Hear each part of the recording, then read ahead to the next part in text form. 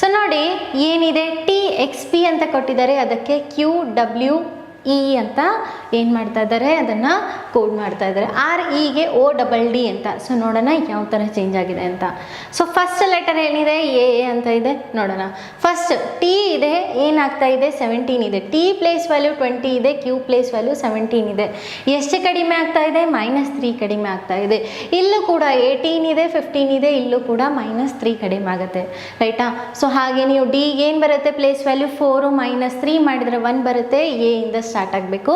3 options ಇದೆ. ನಾವು last letter ಅನ್ನು ಕೂಡ ನೋಡ್ಕೊಳ್ಳೋಣ. 3 ಲೆಟರ್ ಫೈಂಡ್ ಮಾಡಬೇಕಾಗುತ್ತೆ, 2 ಕೂಡ ಕಾಮನ್ ಇದೆ ಅಲ್ವಾ.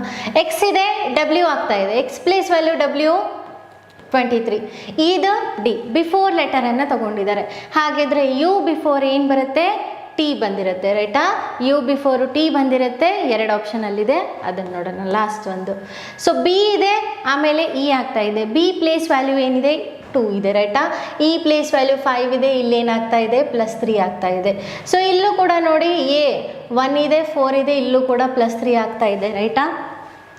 ಅದೇ ಥರ ಡಬ್ಲ್ಯೂಗೆ ನೀವು +3 ಮಾಡಬೇಕು. ಡಬ್ಲ್ಯೂ ಅಂದರೆ 23 ಪ್ಲೇಸ್ ವ್ಯಾಲ್ಯೂ, ರೈಟ್. +3 ಮಾಡಿದರೆ ಏನು ಬರುತ್ತೆ, 26 ಝಡ್ ಬಂದಿರುತ್ತೆ. ಎಲ್ಲಿದೆ 80 ಝಡ್. Last option D ಯಲ್ಲಿದೆ.